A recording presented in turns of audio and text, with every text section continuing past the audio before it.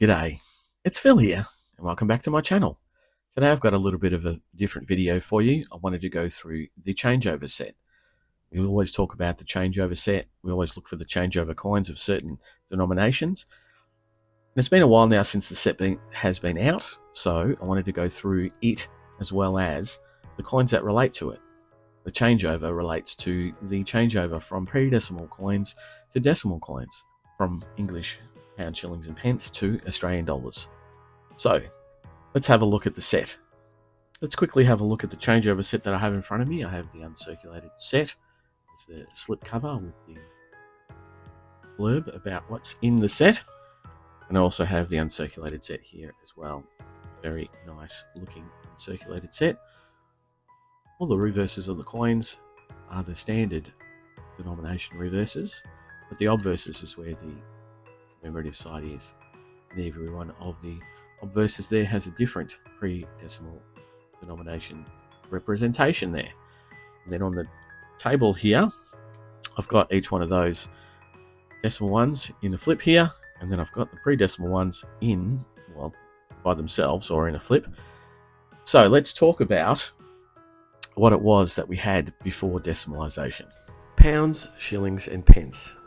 Under this system, there were 12 pence in a shilling and 20 shillings in a pound, or 240 pence. There were 10 denomination coins in the series, from the halfpenny to the sovereign, and not all coins were issued every year. Here's a table of what they were called and how much they were worth in pre-decimal pound, shilling and pence. As always, the coins had a colloquial name. Like in the UK, where the coin system had originated, the halfpenny was also known as the farthing, and the threepenny was known as the thruppenny. In Australia, the sixpence had an English older name, the tanner, but was also known in Australia as the zack, which is where we get our saying for, I haven't got a zack. The shilling was known as the bob, and the 2 shilling coin, which was also called the florin, was known as the 2 bob. When Australia converted to decimal currency, it was a significant event. A lot of information about the change was issued by the Australian government, and you could go and find a significant amount of videos and literature about it and the day when the currency changed. The 14th of February 1966 was known as Changeover Day. On Changeover Day, when the new currency was able to be used, people had to get their heads around the differences between the old currency and the new currency, and that's why the government took such a significant period of time to advise people that it was coming and to let them know how it was going to work. I'll put up a picture here of one of the converters. There was a significant number of different kinds of converters that people could carry around and figure out what the new money was worth in the old money terms. People who were of the older generation at the time found it very hard to get their head around the change. Of course, the new baby boomer generation, or the younger people at the time, had it a bit easier, but since then there is always a nostalgia related to the old pre-decimal coins. The 2016 changeover set really plays on this with the commemoration of the changeover 50 years earlier, and was done by including the designs of the pre-decimal coins that people had known and loved. This is the decimal changeover set in its uncirculated form, and here they are individually. And what I'm going to do now is show you examples of the original coins so you get an idea of exactly what the commemoration is referencing. Let's embark on a journey through time, through coins where the Australian penny, a coin of humble beginnings, became an enduring symbol of the nation's resilience and innovation. From 1938 to 1963, the Australian penny underwent a transformation, reflecting the evolving identity of a young and vibrant nation. In 1938, the Australian penny featured the image of the King George VI on the obverse, and the reverse displayed a representation of a kangaroo in motion, a quintessential symbol of Australia's unique fauna. In 1953, with the coronation of Queen Elizabeth II, the design of the Australian penny underwent a subtle yet significant transformation. The obverse now bore the youthful effigy of Queen Elizabeth II, symbolising Australia's transition into a new era. The Australian threepence, minted from 2010 to 1964, holds a special place in the hearts of collectors and historians alike, At its heart lies a symbol deeply rooted in the nation's agricultural heritage, the wheat sheaf. Australia's journey towards economic prosperity was fueled by its agricultural prowess, with wheat being a cornerstone crop. The wheat sheaf on the 3p penny pays homage to this vital industry, symbolising the hard work, resilience and abundance of the land.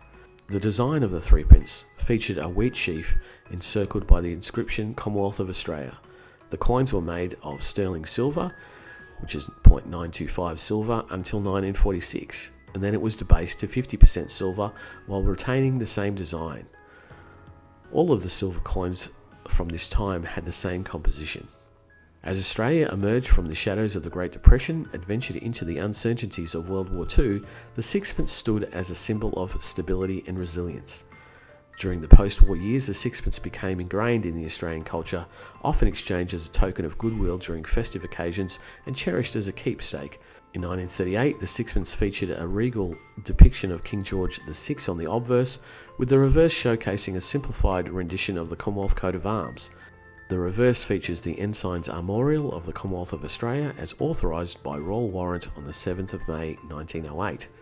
At the centre, a simple shield enclosing a cross of St George on which there are 5 six-pointed stars. Around the outside there are 6 small shields. The shield is supported by the kangaroo and the emu standing on a grassy mound. Above the shield there is a crest, the 7-pointed star of Federation on a wreath, and on a ribbon at the base is the motto Advance Australia.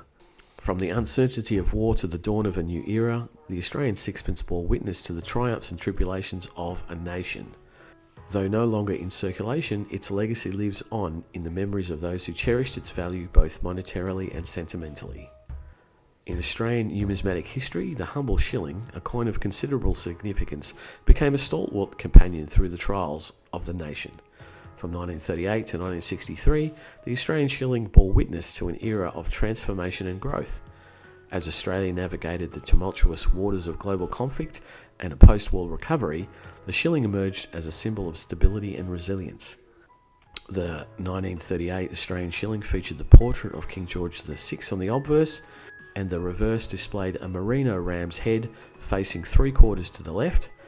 In the legend above, the word Australia, and below, between the 2 Federation stars, the denomination, shilling and the date.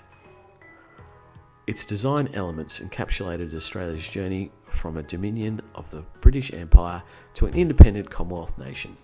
As Australia emerged from the shadows of economic hardship and embraced a future filled with promise, the florin emerged as a symbol of stability and progress, reflecting the nation's newfound confidence and resilience. The 1938 florin featured the portrait of King George VI, and the reverse displayed a representation of the coat of arms of Australia, flanked by a kangaroo and an emu, iconic symbols of the nation's identity. The florin was the only coin issued in the pre-decimal era that changed in its reverse with any type of commemorative design. In 1934 and 5, with the Centenary of Victoria design, the 1951 Federation Jubilee, and the 1954 Royal Visit design. Now we enter the realm of Australian numismatic history with the majestic crown coin. A symbol of sovereignty and privilege, it captured the imagination of collectors and enthusiasts alike. Issued in only 2 years, from 1937 to 1938, the crown can be hard to find, and the 1938 issue commands a considerable premium in all conditions.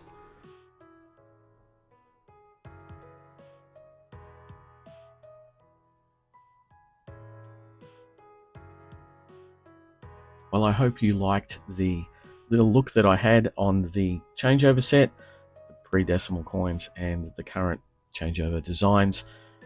Chucked in an old ram's head from the 25th anniversary of decimal changeover, which was only the 1 coin for that particular year.